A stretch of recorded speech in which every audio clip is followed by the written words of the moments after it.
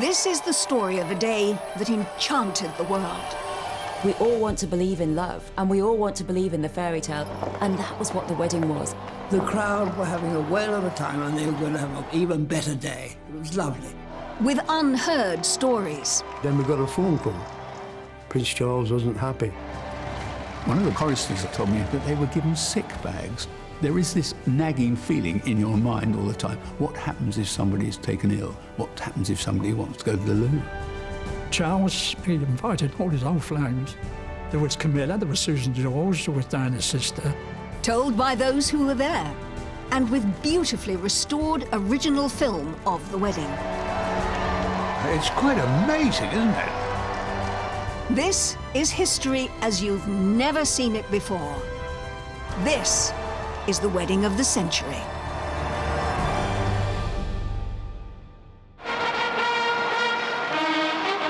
The Queen presents her son to the people, the 21st Prince of Wales. From the very beginning, the eyes of the world were on the future king. At home, at school, at work, and in his private life. Now that he was 31 years of age, great conjecture had already been shown over when and who he was likely to marry. Often it was headline news. It was almost impossible, I think, for Charles, because he couldn't date anyone without the press descending. Any girl who Charles seemed interested in, even if she was just a friend, she would suddenly get chased by the media. Sabrina Guinness said suddenly she turned up once to meet him, and there were press everywhere. She had no idea how that had happened. The prince had been romantically linked to a score of eligible women. For example, Lady Jane Wellesley, who Charles was very fond of and was interested in getting married to, really, she was someone who was completely chased by the press. She couldn't really walk down the street without them following her and photographing her. The reality of being chased by the press, of being doorstopped, of their family being watched, of their friends being watched, this was too much for them. And really, I think many of them felt that this wasn't a price they wanted to pay. As the royal family pose on the steps of St. Paul's, the burning question in every loyal heart is, when will the prince marry? Rumours were rife, but the prince kept the nation guessing. Fleet Street newspapers were privy to these rumours, and photographer Kent Gavin was one of the first to hear about Charles's latest romance. I covered major news events in showbiz for the Daily Mirror. When the rumours started going around that there might be a young lady down in Chelsea, Knightsbridge, called Diana Spencer, that could be the future Queen of England. Diana, she starts to date Charles, and the royal family really leap on it because they are desperate for Charles to get married. He's left it quite a long time, and all the women his age are really either married or they have what is seen as too much of a past to marry him. She was 18 years of age, beautiful. You wondered whether it was going to happen or not because of that age difference. She was aristocratic. Her family had a long history of royal service, so they felt she'd fit in very quickly. She was beautiful, she was young, she was fresh, she was innocent. Really, they thought, she is just perfect. And I think also she was seen as perfect by the press. The minute that they realised that Charles had a new female friend, I mean, that was it. The editor and the picture editor said, we'd like you to go down and have a look. And I thought then that it was a bit below my pay grade because you had a doorstep. You know, for photographers, that means you stand on a doorstep and just take pictures. Well, I went down there. And I went down a couple of times, and little did I know then that Diana Spencer was going to change my life and career forever. The Paps had come along as well. They hadn't existed beforehand, but they suddenly, for a good royal picture, you can make a lot of money. They were freelancers, and they had none of the scruples that other photographers had jobs on newspapers had to subscribe to. So it's a bit unfair putting paparazzi and the regular Fleet Street photographers together, because they're not, they're different. But she became the golden girl of the paparazzis, and they were after photographing her all the time. I had many, many conversations with Diana. She knew the difference between staff photographers and the paparazzis. But she had no idea what this swamp of coverage was going to be like. Then, on the 24th of February, 1981, from Buckingham Palace came the news that the whole world had been waiting for. The heir to the throne presented his beautiful bride-to-be. Lady Diana Frances Spencer, the third daughter of the 8th Earl Spencer. It was a fairy tale romance, and that's how we projected it, and that's how we got the story. The newspapers were there to depict them generally in a good light. The happy couple posed for the press photographers in the palace gardens. The engagement ring is a magnificent sapphire surrounded by diamonds.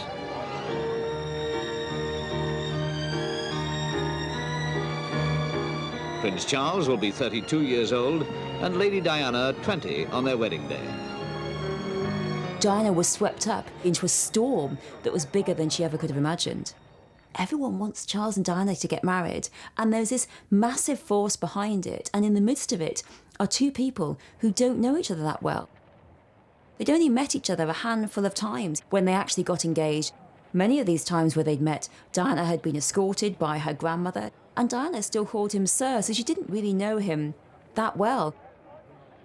I think she may have given the royal family the impression that she was a homebodied girl, but she really liked the West End and she liked going out dancing. And she was young. Charles was another generation, really. I don't think anyone really said to themselves, isn't she a bit young to be getting into the royal family? Isn't there a bit of an age gap between her and her husband? Or hasn't this been rather rushed, the whole courtship and engagement? People didn't stop to think. When Diana Spencer came on the scene, all newspapers, including the tabloids and the broadsheets, assigned a photographer to be full-time covering Lady Diana Spencer and then Charles, etc. And they had a royal correspondent and a royal photographer. It worked in many ways. She got to know us, we got to know her, Charles got to know us. Prince Charles takes the salute at Windsor amid the kind of pageantry for which Britain's famous. There'll be a whole lot more, of course, in the prince's wedding. The engagement of the heir to the throne to Lady Diana Spencer ended years of speculation. In the end, the future queen has come from within the English aristocracy. Lady Di has handled the glare of publicity with a natural ease. Diana's first public engagement, Goldsmiths Hall, and Charles got out and walked into the stairs to go out, returned to me and said, Mr. Gavin, I hope you've got your fashion today. I said, I don't think so, sir, but we'd certainly be interested. And of course, that picture was unbelievable. We had no idea what she was going to be wearing. It was sensational. That dress was so low cut. Grace Kelly was one of the guests there. And I think even Grace Kelly was a bit stunned when she saw her. And she was so shy. And she had those beautiful big blue eyes shining out. The photos of Diana went global, and the princess-to-be was fast becoming the most photographed woman in the world. The interest was immense in terms of the tabloids. Every time Diana went anywhere, we would be there full time. She really was something quite new. There'd never been anything like Diana before. She had this extraordinary ability, a love affair with the camera. And he couldn't understand it as well. In fact, he got slightly jealous of her ability to seduce the lens. Before Diana, the royal family had been seen as respectable and dutiful, but not really very high in the stakes of international glamour, of international celebrity. Diana, she had movie star quality. Once the camera had an eye on her, it was transformative. Shy Di, Lady Di, everyone was fascinated by her. Diana just captured the imagination of not just myself, but the whole public. Prior to the wedding, there were rehearsals at St Paul's to pick out the slots and places where stands were going to be put out. Everything was well planned for still photographers and television. Being the chief photographer, royal photographer, I had the first choice. I wanted to be in there to witness the wedding. And I went down there on 2 occasions. You needed to check what lenses you were going to need, the lighting. But I was in there, and that's what mattered to me. As photographers jostled for position at St Paul's, the glare of publicity was a little different from royal engagements and weddings of the past.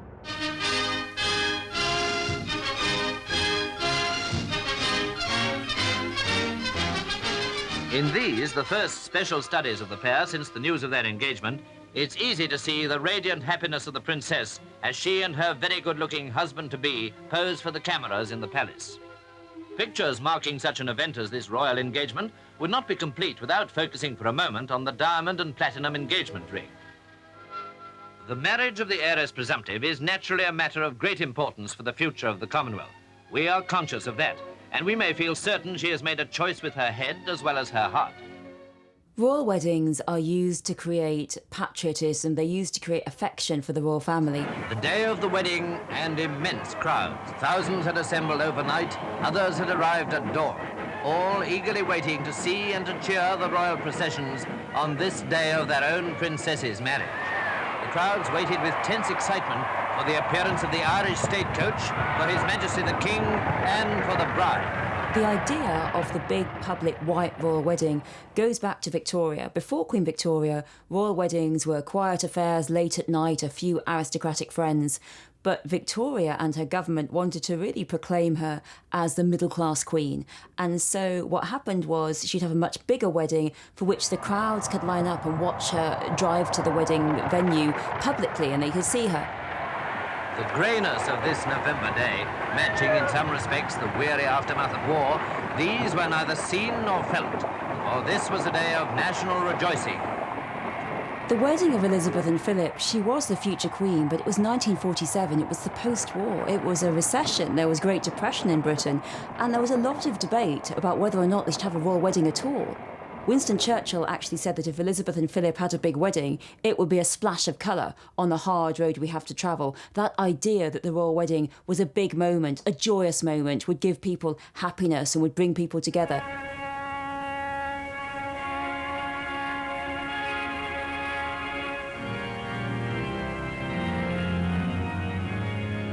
Women from all over the country sent in their clothing coupons so that the Queen could buy a wedding dress. But actually, this was against the law. You can't transfer your clothing coupons. So they couldn't accept them, sent them all back, but made the wedding dress from some silk that they did have.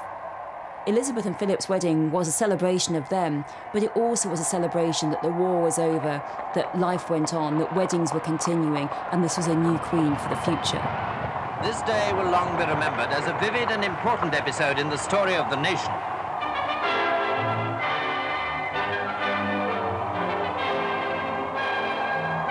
The crowds outside the palace were quite as vast and as thrilled as those of Jubilee and Coronation days.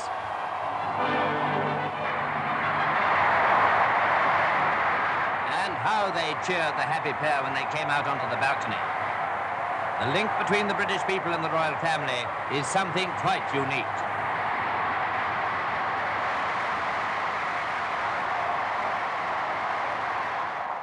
One of the key ingredients of any wedding day is the wedding cake. And in 1981, Royal Navy head baker Dave Avery was about to get a royal appointment that he'd never forget. Within sight of Portsmouth's most famous landmark, Nelson's Victory, and waiting to begin a new role as anti-submarine helicopter carrier, Her Majesty's ship Bulwark. Attending the recommissioning, His Royal Highness Commander the Prince of Wales. I met Prince Charles when he was on Bulwark, and they wanted a commissioning cake making. And Prince Charles cut the cake. He pointed to me and he said, "Have you made this? That's a beautiful cake." Right? So I was quite pleased about that. When Mark Phillips married Princess Anne, the army did the cake. So my admiral got in touch with the palace and said it'd be nice if the Navy got the chance to do the wedding cake. I was at the cookery school then as a senior bakery instructor, teaching baking to the boys. I got told that I was doing the wedding cake, but I couldn't say anything to anybody until the press release. You're quite pleased about it at the beginning, you know, to be picked to make the future King and Queen's wedding cake. You couldn't get a higher honour, could you? But as things went on, I always thought that one day I might get in the Tower if anything went wrong. I'd be stuck in the Tower. Luckily, Dave avoided a trip to the Tower, but he did have a very special appointment at the palace. And I met Diana in Buckingham Palace to show her the design. She was so nice because Like I was, well, not petrified, but I was apprehensive of meeting her. But that's what she said to me. I was apprehensive of meeting you, and it's been a pleasure. She said to me, all she wanted was a wedding cake. She didn't want a monument. But when Diana had sent the plan, everything was fine. She was happy about that. Great, no problem. And then we got a phone call. Prince Charles wasn't happy. And we thought, oh, time. But anyhow, what it was is that they used to name him the Red Dragon. Naval Lieutenant Prince Charles is taking to the air again, this time in a helicopter. As Prince of Wales, he wears the Red Dragon of Wales, and the 12 members of the training unit will wear scarlet and gold arm flashes depicting the dragon. So I had to put the crest of the Red Dragon on the front of the cake, and that was the only change from everything that I planned. The cake was made at the Royal Navy Cookery School in Chatham. What we do then? Everything had got to be secret. It had to be. I had the only key to that kitchen. If it's a big job, a big cake, you always do two, because you never know, and especially if it's travelling, you're doing twice the amount of work of what you could have done. But it had to be right. We made the cake a rich fruit cake, because my mum had a rich fruit cake and it was a cracking recipe. And I used that, but I added bits and pieces. Everything that went in that cake was donated by different companies. And then we was told by the palace that they wanted rum, Navy rum, in the cake. Princess Diana had never tasted Navy rum, so we put Navy rum in it. And that went over weeks. I'd put a little drop in, wrap it up, save it, wrap it up, save it. That's me in the cookery school in the passageway. Just to the left-hand side is the kitchen where I made the royal wedding cake. And you can see how big the bottom tier was. It was a massive cake. The bottom tier took 12 hours to bake. You see me here with a set square and a spirit level, because everything, if you get something like on a cake that's just a millimetre out, by the time you go 5 foot up, it's that much out. So the cake would be falling over. So everything had got to be absolutely spot on. The Navy mounted a guard on their masterpiece, and a masterpiece it most certainly is. We finished it the week before. The one that wasn't going to the palace, we stood it up in the cookery school for the press release, which was going to be the next day, where all the newspapers and press and things came down to take pictures of the cake. They give us lines of what to do, you know. They didn't want nothing like castles and things like this. They wanted a wedding cake. And yet on the panels there's some very intricate designs, the crests, etc. Going from the top, the C&D and the doves and the grapes. On the second set you've got the crown, the naval ensign and the cap badge. The third tier is Prince Charles's naval thing, which is his ships and also his squadrons he was on. And then on this second tier is the actual crests. Well, we've got St. Charles's crest, and then we've got Lady Diana's. But these is where the work's gone in. You know, one of those took 8 hours to paint, and it's icing that's been painted on to the cake. This morning, the cake was carefully packed in boxes and delivered to Buckingham Palace. Everything's very fine and delicate on that cake. So if it goes over a bump, icing can split, something can fall off, whatever. And it wasn't until we got to the palace to stand it up that we knew everything was fine. There was 2,500 weight of cake, marzipan and icing being stood up. And it stood in the palace for 3 days before the wedding. This again is me with the royal wedding cake, in black and white, in colour. Quite proud of it, really. And so he should be. This was a royal wedding like no other, and everybody wanted a slice of the action. Once the wedding date was announced, it was down to the serious business of the royal wedding industry. Over 2,000 wedding souvenirs have been submitted to the Design Council for approval. Only 60 made the grade. These are the traditional trinkets without which no royal event is considered complete. So far, the royal wedding industry is said to be worth over £500 million. The run-up to the royal wedding was unprecedented in terms of the amount of merchandise produced. Really, I think it's not an overestimation to suggest that nearly every household in the United Kingdom had some kind of memorabilia of the royal wedding. Everyone wanted a piece of this royal wedding, of the royal romance, and they wanted a piece of Diana. I think we all want to believe in love, and we all want to believe in the fairy tale, and we all want to believe in the fairy tale princess, and that was what the wedding was. Most royal weddings of the past had been held at Westminster Abbey, including Princess Margaret's wedding to Anthony Armstrong-Jones.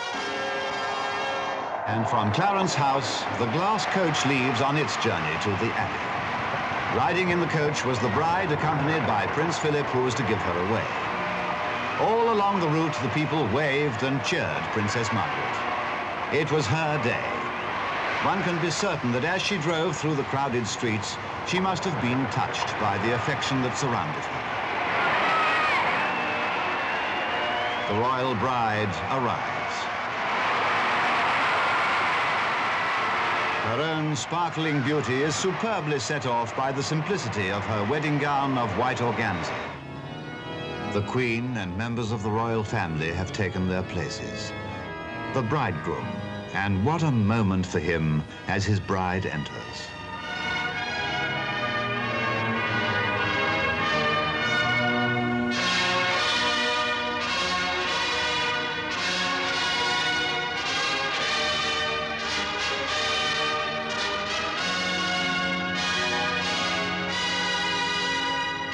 The service is begun by the Dean of Westminster.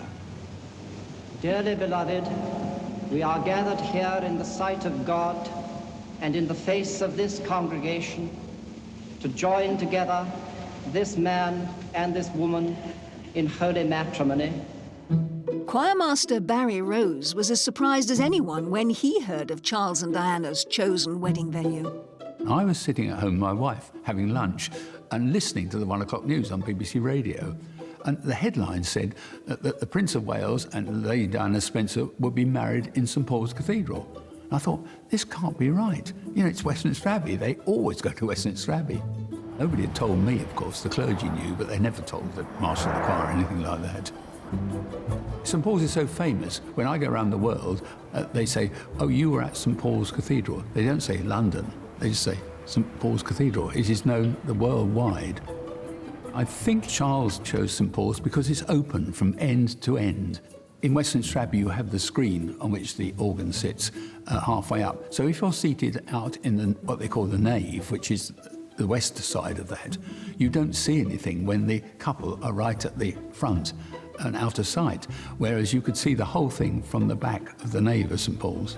One reason why St Paul's was chosen was because it was going to be such a televisual wedding, was because actually St Paul's, I think you get slightly better long-term view. You can get a better kind of TV shot of it overall, and I think that's one reason why St Paul's was chosen.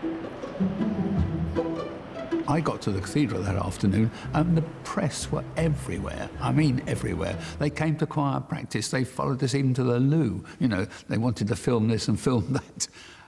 Every day from then on, it wasn't just the British press, it was the international press from around the world. As the happy pair begin their procession, Princess Margaret curtsies gracefully to her sister. And at the bride's special request, the processional music is Purcell's Trumpet, Tune and Airs.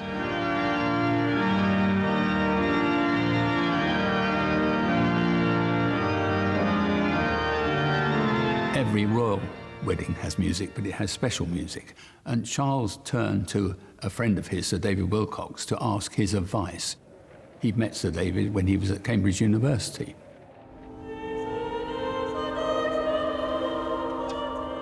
First of all, he's the Prince of Wales, and the central piece in the service was a new anthem written by the Professor of Music at University College Wales, which was William Matthias. There were hymns that everybody could sing, and then there were responses written by my colleague at St Paul's. Charles had the say in it. I think he was the musical one, and he actually had played the cello, hadn't he, I believe, and all sorts of things like that. So he certainly had some input into it. The music to be played and sung was published well in advance, but nobody had heard the new piece. We had the new anthem, I should think, about 2 months in advance. We had handwritten copies. It wasn't published until the day itself, so the choir sang from handwritten copies that the composer had written out himself. We learnt that about a month before. We were used to royal occasions. There was quite a big choir. There was about 40 boys and about 24 men. We were all ready for it by the day before. I mean, we had a couple of rehearsals and we'd done the balance test for the television and the radio and all that sort of thing. You are hyped up on these occasions. There was all sorts of extra levels of excitement because of the press people from all around the world. And the kids had hardly any sleep anyway. But they were on adrenaline kicks in with them, and they come in and they throw a switch and they sing. And it wasn't just inside St. Paul's that preparations were being made. The village of Laterton is set in the beautiful part of England. On the wedding day, the villagers will hold a street party. It'll be one of thousands which will take place all over England.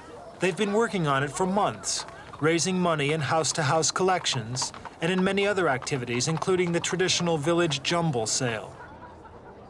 Street parties are such a part of royal weddings, such a part of royal events, that streets get together, neighbours get together who don't actually know each other, who've never spoken before, will club together, put out some trestle tables and have some cake together. It's a moment of real community cohesion and community spirit. And these go right back to the 19th century. You do have celebrations of coronations and weddings happening before the 19th century, but street parties and the idea of ordinary people clubbing together to celebrate the monarchy is particularly a Victorian invention. But for many, there was little cause for celebration in the summer of 1981.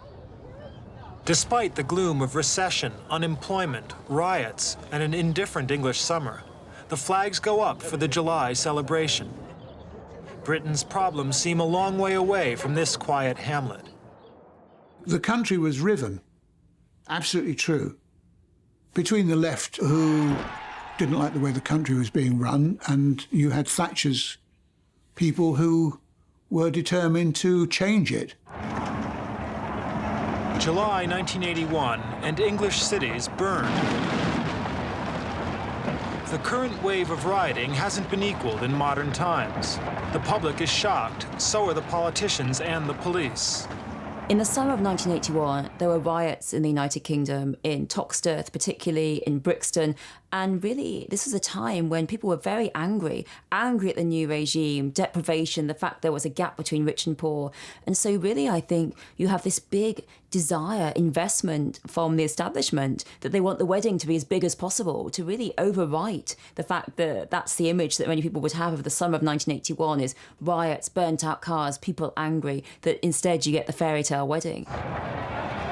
But Britain's chronic social and economic ills will have to be cured at source before real peace returns to the streets.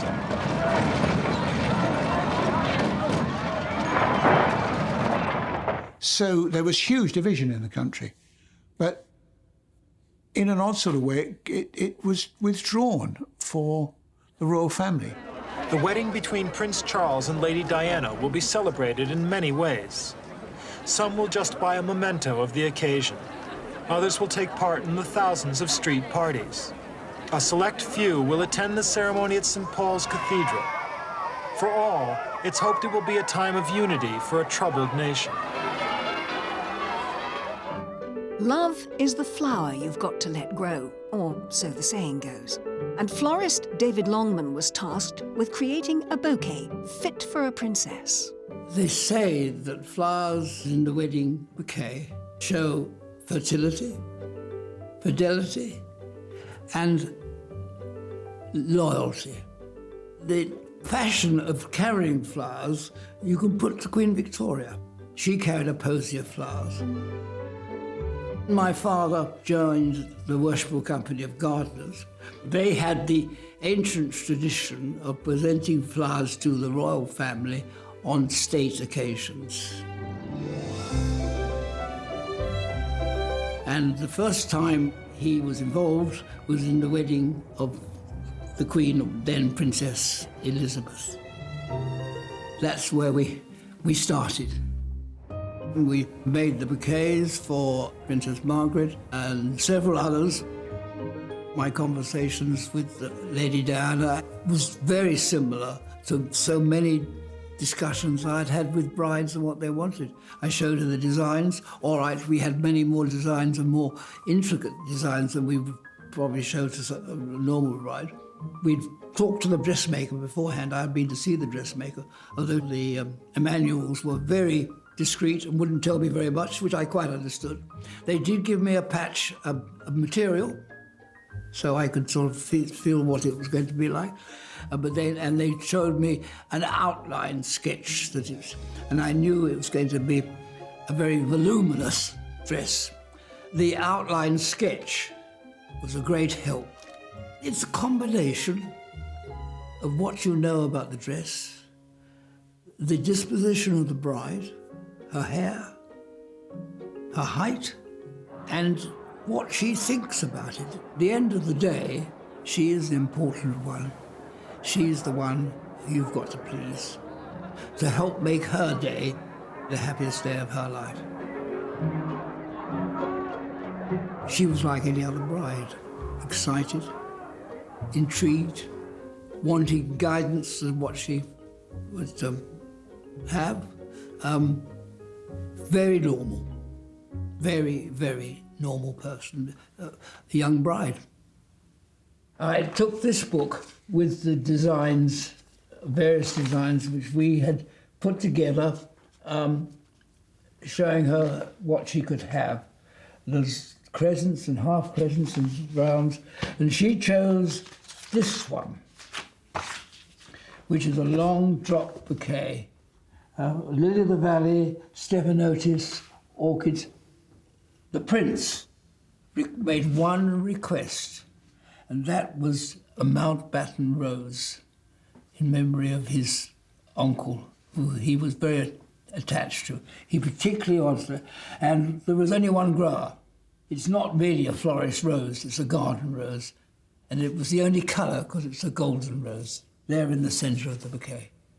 We made a silk mock of what she had chosen. She saw that. The decision obviously was hers, but she listened to our guidance. She was very easy to deal with. She wasn't particularly demanding. She was always charming. However, Diana did have one particular request for David. If you look at the photographs of Princess Elizabeth's wedding, you'll see that the big photograph with all the bridesmaids, everyone is carrying a bouquet except the bride.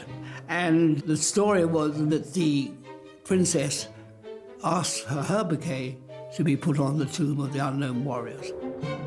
Lady Diana, she'd heard this story, so she said, please, can we have 2 bouquets?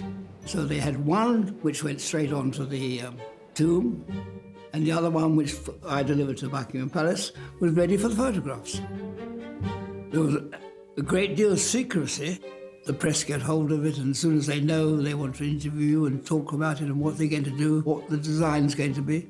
And of course, those things are secret until the bride walks into the church. Flowers in the cathedral.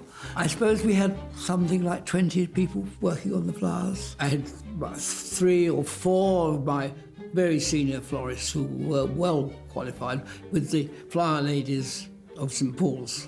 We put a lot of work and thought into it. For example, just inside the door, floor pillars, 1, 2, 3, and 4. Each one had 25 alstroemeria, 30 stocks, 20 gladioli, 20 lilies, 45 gold roses, 35 white carnations, and white hydrangea, and some white spray chrysanthemums. That's a lot of flowers. There's a lot of flowers in each arrangement. There was an unexpected last glimpse down that famous aisle. Soon the doors were to be firmly shut, but inside work would continue all night. Outside, that red carpet to lay under the watchful eye of a police guard.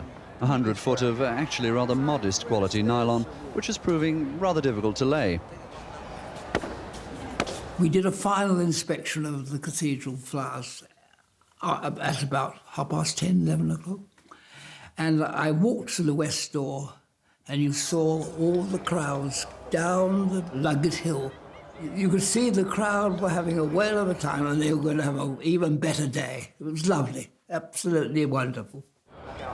It just had to be the biggest street party since the coronation, and the nearer you got to St Paul's, the noisier and happier it became. After all, these days you do need an excuse for dancing in the streets.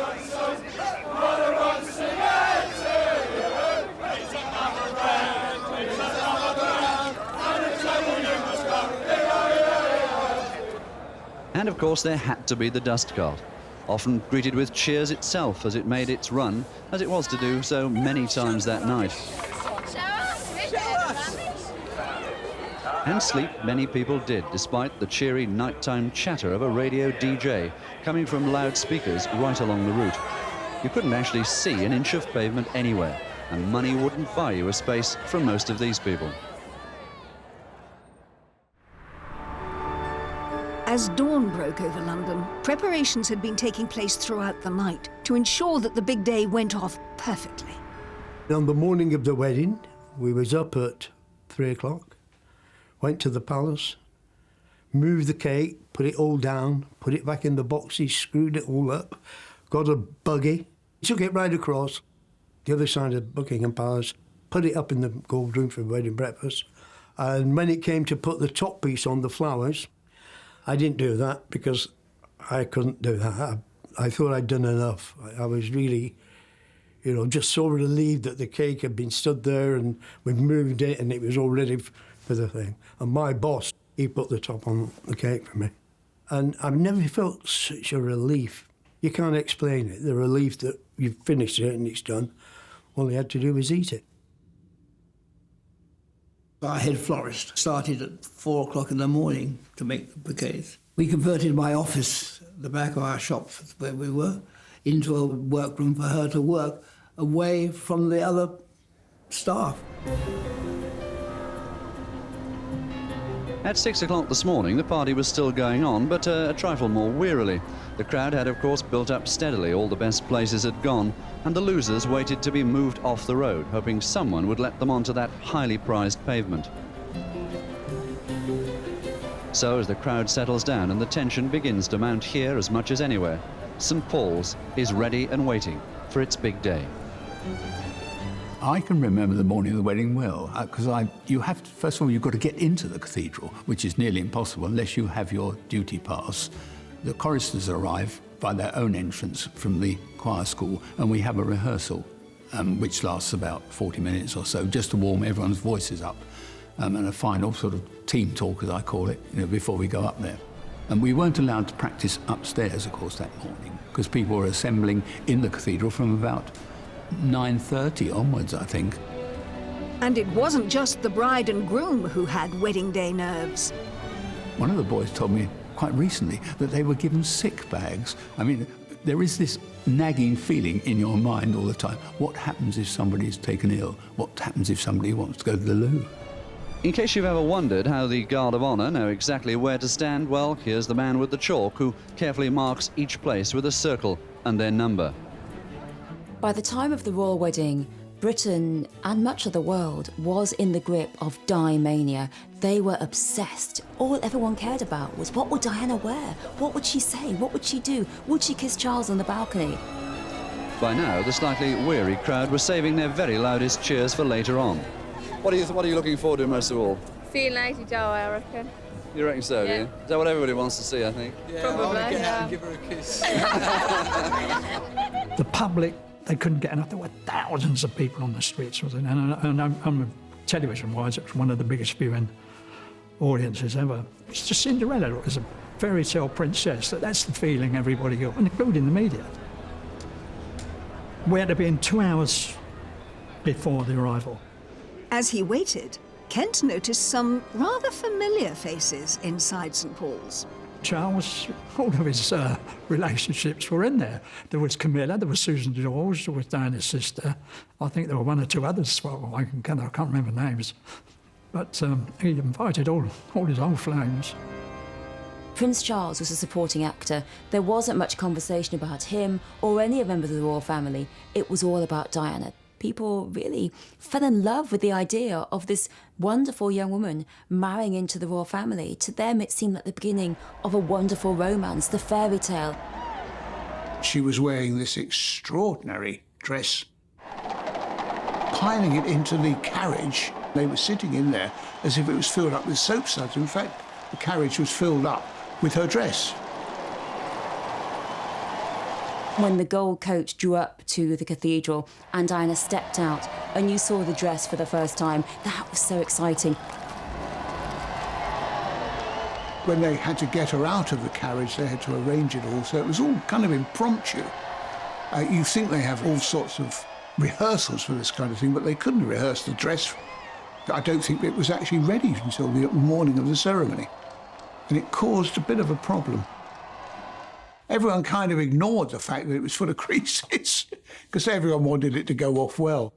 I love the dress. I think it's so romantic. I think it's pure 80s, and I think you had to be young, tall and beautiful to pull it off like Diana, and no one else could. That gigantic train, the longest train of any wedding dress in history. Had an awful shock because when she saw her get out of the carriage, no bouquet. I thought, my goodness, what's happened this time? What happened? They got her out, they put her dress right, and then the footman went back into the carriage and brought the bouquet. I must admit, for 30 seconds, I had a very nasty moment. Bouquet in hand, Diana entered St. Paul's Cathedral with her father by her side. The eyes of the world looked on as the princess-to-be, in her dress with a 25-foot train, embarked on a 3.5-minute walk down the aisle to meet her prince. Life for Diana would never be the same again.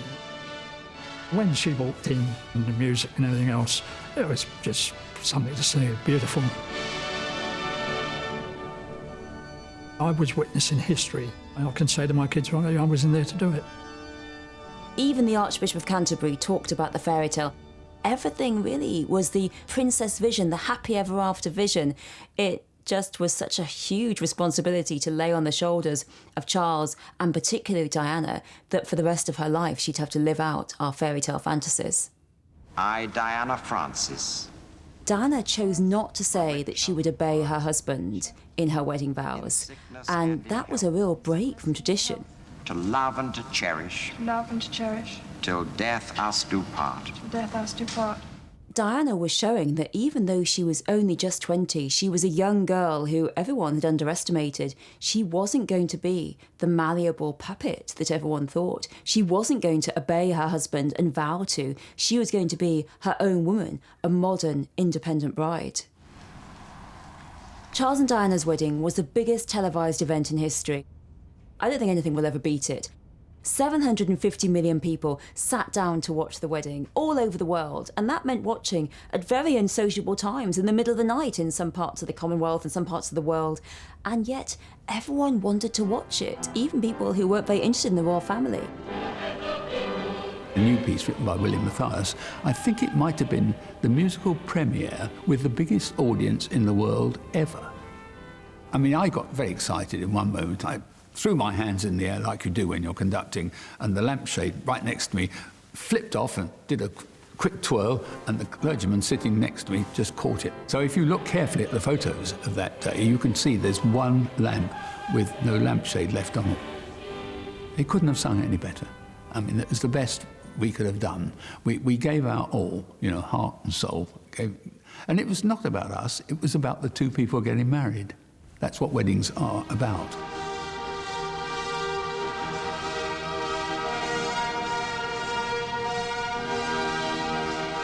For those who'd spent months working behind the scenes, it was now time to enjoy the moment. She carried a large bouquet, something like 36 inches long. She was reasonably tall. It was well balanced, and we discussed how she should hold it to get the right perspective. You want to hold it halfway down, which looks much better. It was the most wonderful, moving sight. That's left a wonderful impression on me of that lovely occasion.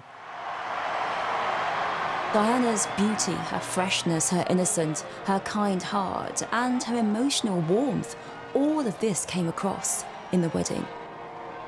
and the woman who became the most famous woman of the 20th century, the most photographed woman of the 20th century. This all begins in the royal wedding itself. On the day of the wedding, I was in my office, in the editor's office, waiting for all the pictures to be brought into us because it was a picture-led issue. So we ran down Fetter Lane.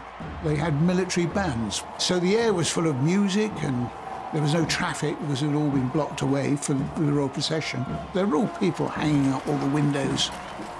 It was fabulous. It was a fabulous day. And they came clattering up and tearing up the street and everyone cheered.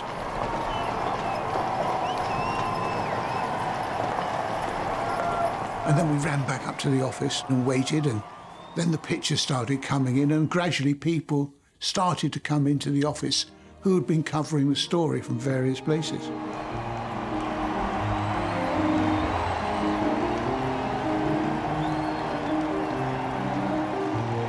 We saw them on the balcony. They came out, the jet fighters flew over, the crowds cheered, the sun shone, but he wouldn't kiss her. She was there, they were talking, the children were scampering around, the old folks were smiling, and we were chanting, "Kiss her, for Christ's sake, kiss her," because we wanted the kiss picture. And we thought it was never going to happen.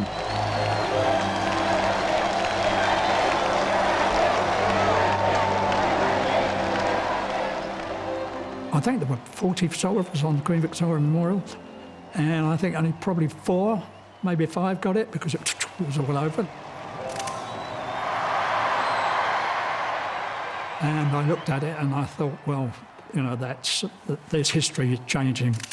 Royals always came out on a balcony after weddings, but they didn't kiss. Charles and Diana kissed, and nearly that was the beginning of all of our investment in Charles and Diana as the perfect couple, as the new type of monarchy, and Diana really as the romantic princess of everyone's hearts. July the 29th, 1981, a day that enchanted the world.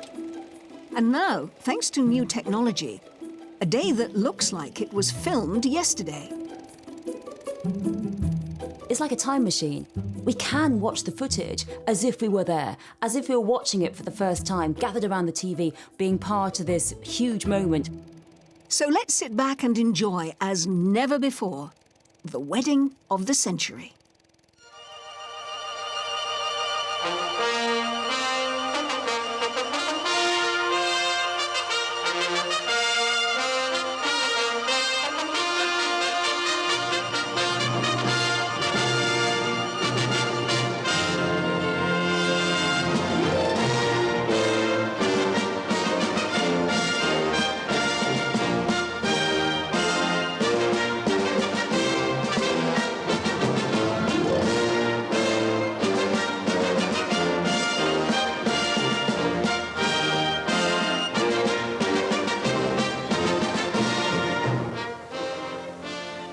As if by royal appointment, the weather on the great day is perfect, giving London a touch of summer magic.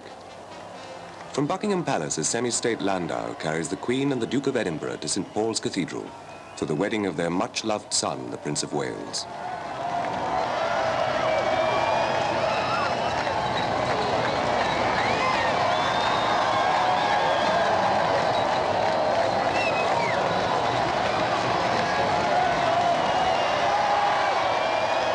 As the Queen Mother said for all of us, I wouldn't have missed this day for anything.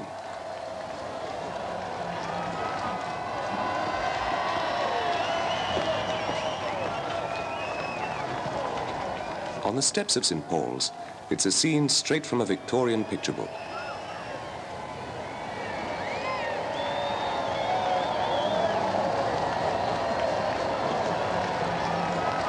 The enchanting bridesmaids with wreaths of flowers in their hair, and the page boys, straight and slim, in 19th century sailor suits, all under the firm but pretty eye of Lady Sarah Armstrong-Jones, the chief bridesmaid.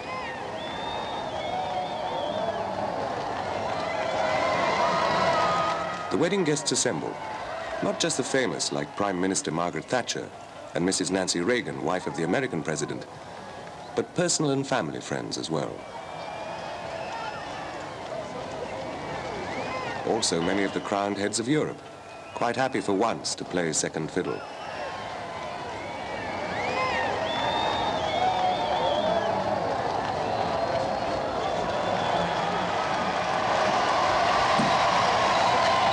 The huge, cheerful crowd that has waited so long and patiently roars and waves its welcome.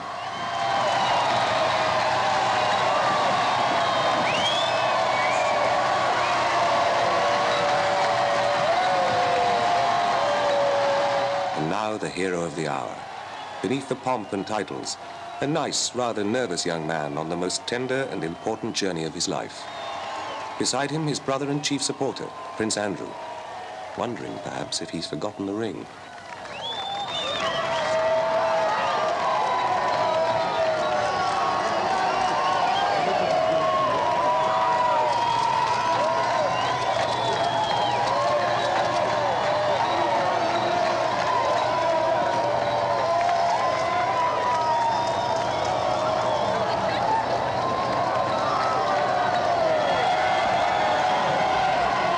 As Prince Charles sets off for the Cathedral, his mother arrives to be greeted, as tradition in the city demands, by the Lord Mayor of London.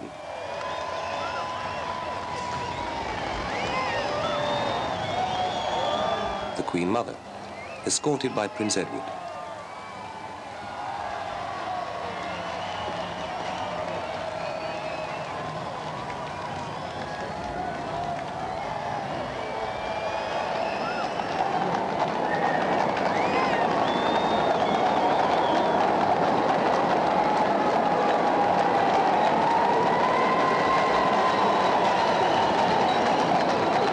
Around the 1902 State Landau rides a Prince of Wales escort of the Household Cavalry, gleaming and bright.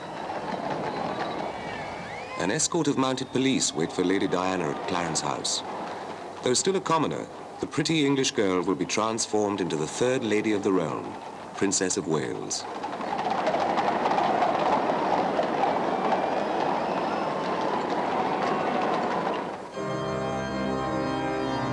In St. Paul's, the Queen and other members of the royal family make their way past the other 3,000 wedding guests to take their places.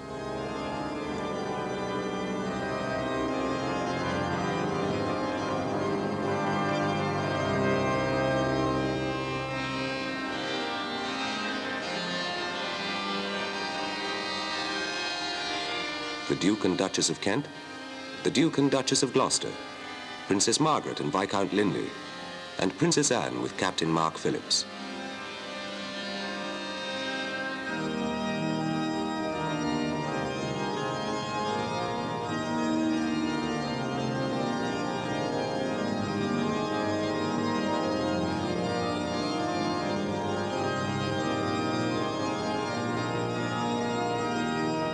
The Queen is preceded by the Lord Mayor, bearing the pearl sword presented to the city by Queen Elizabeth I to commemorate the victory over the Armada in 1588.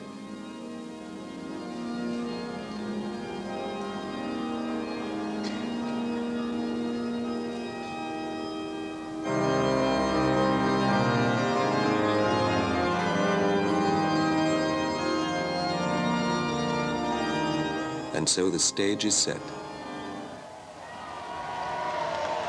And here is the groom, exactly on time, punctuality being the privilege of princes. Prince Charles wears a uniform of Royal Navy commander, his brother that of midshipman.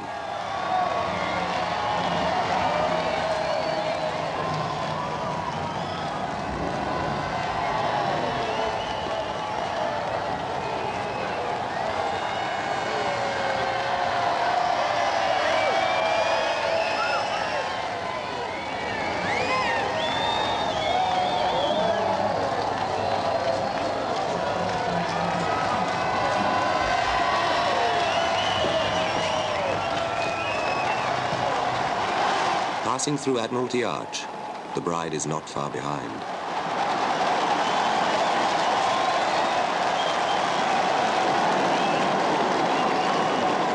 At her side, her father, the Earl Spencer.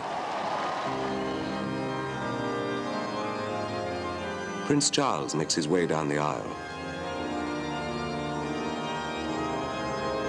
His supporters, Prince Edward with Prince Andrew, still hoping he hasn't lost the ring.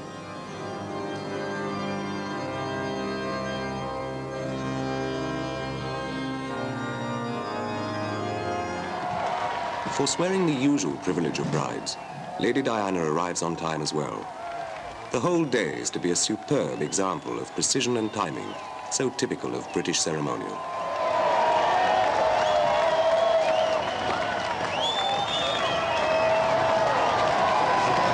The world gets its first full glimpse of the fairy tale princess, demure behind her veil, and the wedding dress that has been a carefully guarded secret, resplendent ivory silk taffeta trimmed with antique lace and a long, long train, all 25 feet hand-embroidered. As bewitching and romantic a bride as ever touched the heart of the world.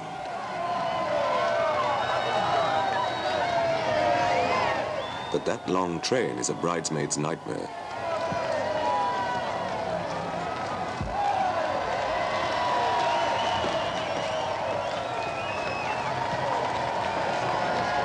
On her father's arm, Lady Diana Spencer sets off to join the prince of her heart.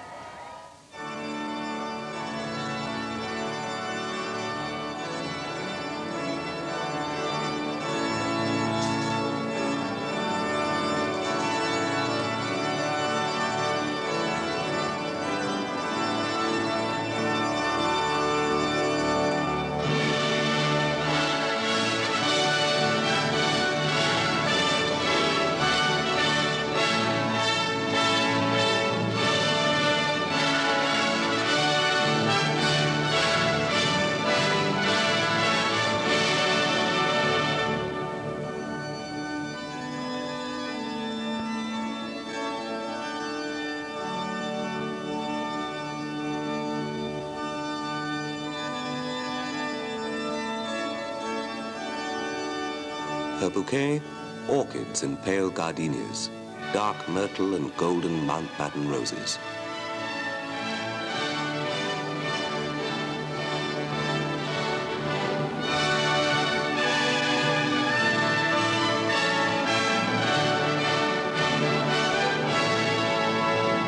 So Charles and Diana come together before God and the world to make their vows, each to the other. The service is to be taken by the Archbishop of Canterbury.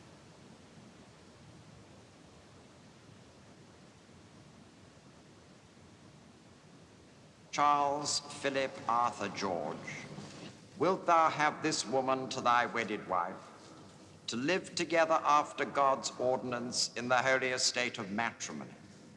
Wilt thou love her, comfort her, honor and keep her in sickness and in health, and forsaking all other, keep thee only unto her, so long as ye both shall live? I will. Diana Francis, wilt thou have this man to thy wedded husband, to live together according to God's law in the holy estate of matrimony? Wilt thou love him, comfort him, honor and keep him in sickness and in health, and forsaking all other, keep thee only unto him, so long as ye both shall live? I will. Who giveth this woman to be married to this man?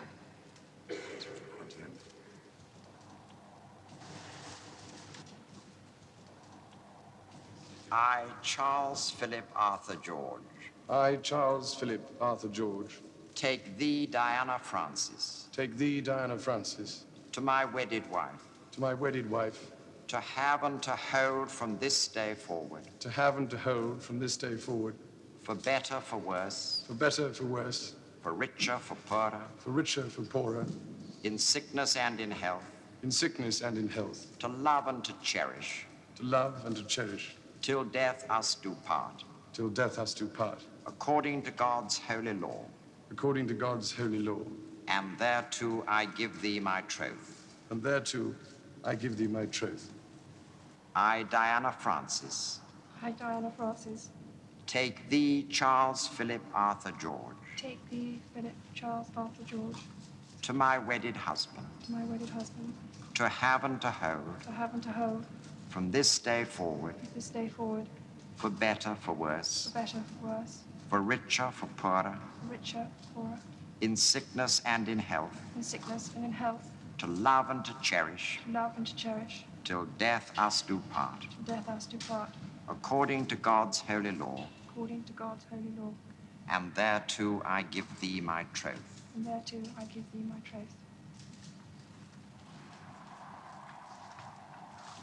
There, he hadn't lost the ring after all. With this ring, I thee wed. I thee wed. With my body, I thee honor. I thee honor. And all my worldly goods with thee I share. All thy goods with thee I share. Let us pray. And so the knot is tied. Those whom God has joined together, let no man put asunder.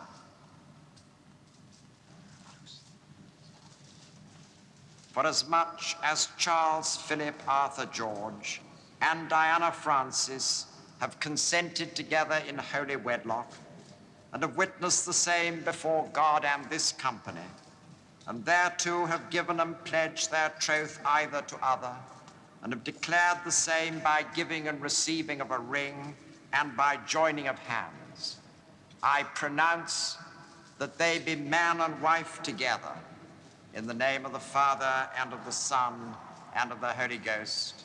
Amen. Charles and Diana, now man and wife, move up to the high altar for the blessing.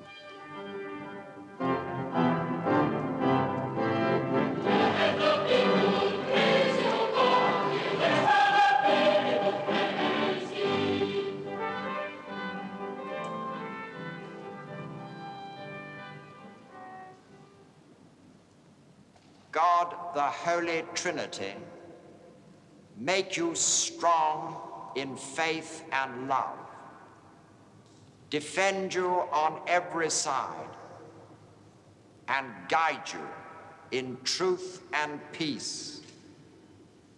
And the blessing of God Almighty, the Father, the Son, and the Holy Spirit be amongst you and remain with you always.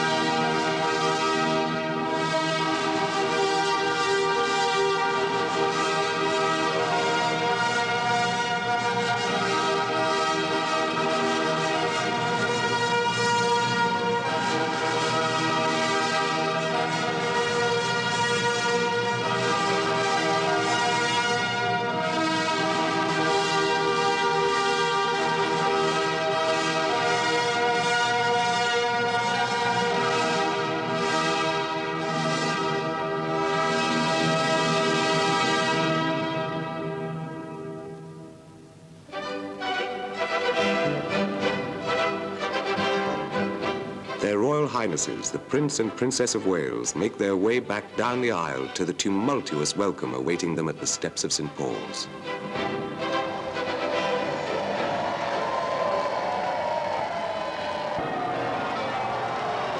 And so, out into sunshine and bells and wild delight, as a palpable wave of affection and pride wells out from the crowd.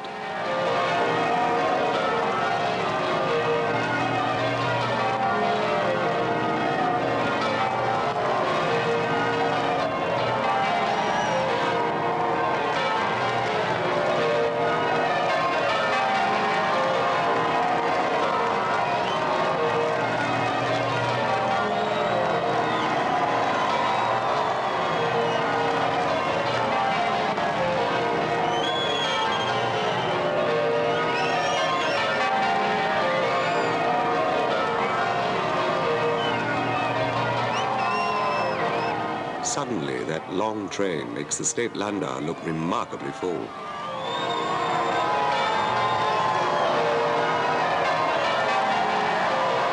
As their families look on, with what emotions in their hearts, the Prince and Princess of Wales begin their first public journey, returning through the packed streets of London to Buckingham Palace.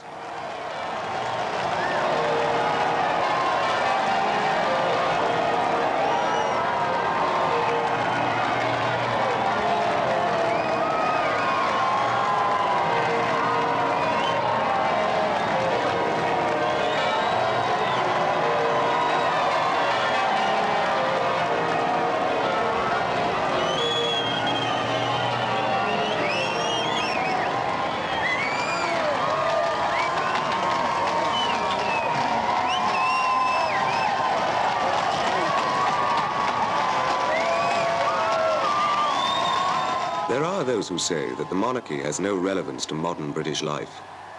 Obviously, a lot of people don't agree.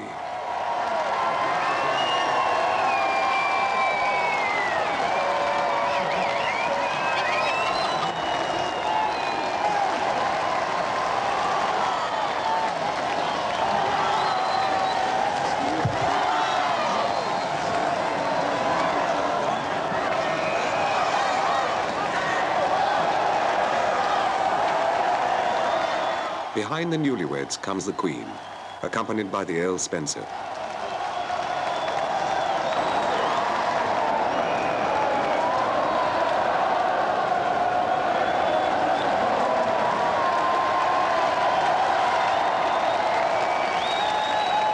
The Duke of Edinburgh, with the bride's mother, Mrs. Shand Kidd.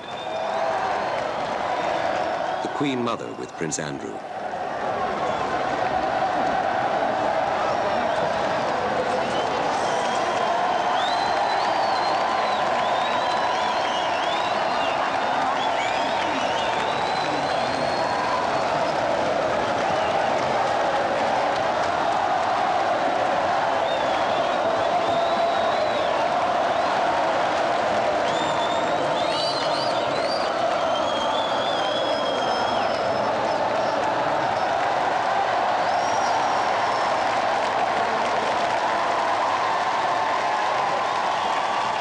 Who can doubt the love and happiness that this couple so obviously feel and share? So strong that for one inspiring day, a whole nation can forget its troubles to unite in wishing them well.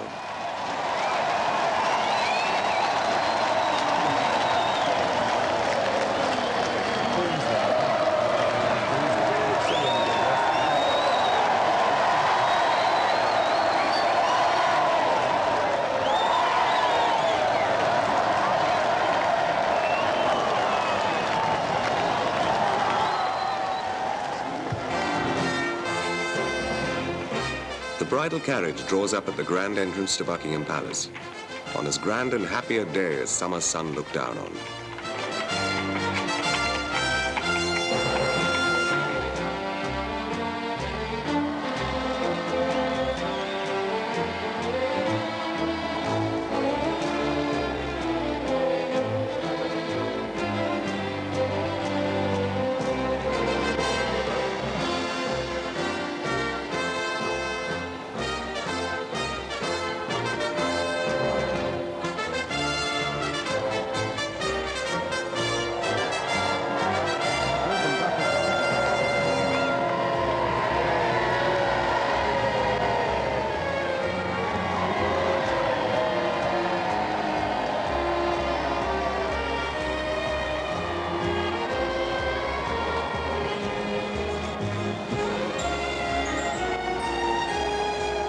Lady Sarah straightens out a few last problems with that train.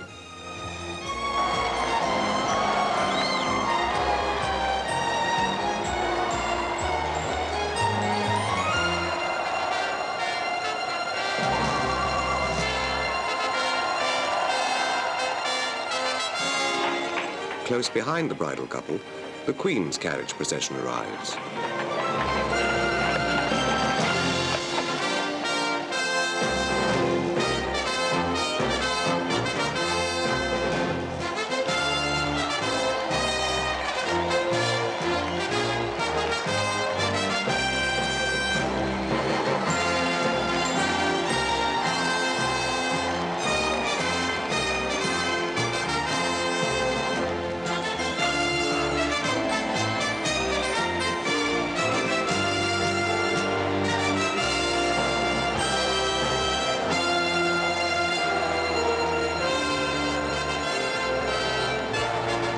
procession over, the crowd rushes for the traditional vantage point of the palace railings.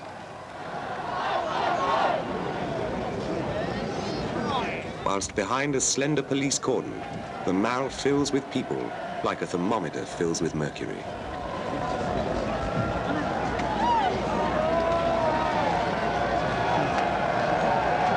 And this is what they're waiting for, an appearance on the balcony of Buckingham Palace, which has seen so many royal and national occasions in the past.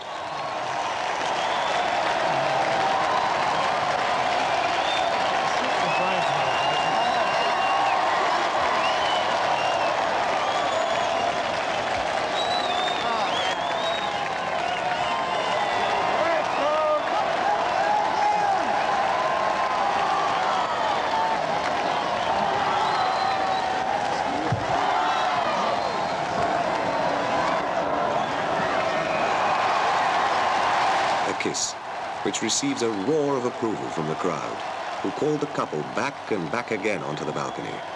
It's hard to argue with 500,000 people who know what they want.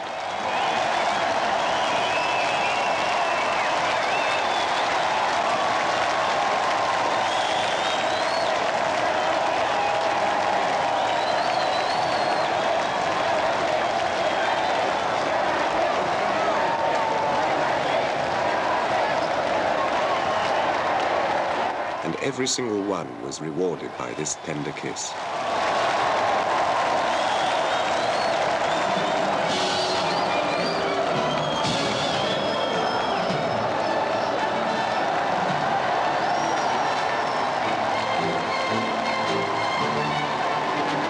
At last, photographs taken, wedding breakfast eaten, toast drunk, and after fond farewells, the young couple managed to get away on their honeymoon. Thoroughly unofficial addition to the 1902 state landau. Balloons decorated with the Prince of Wales feathers and a notice proclaiming "just married," in case anyone didn't know. It seems that princes of the blood or not, younger brothers are much the same everywhere. Queen Victoria may not have been amused, but everyone else was.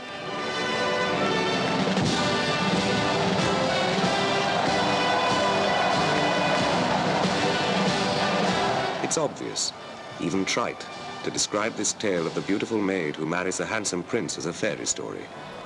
It's certainly sentimental to do so. But what's wrong with that?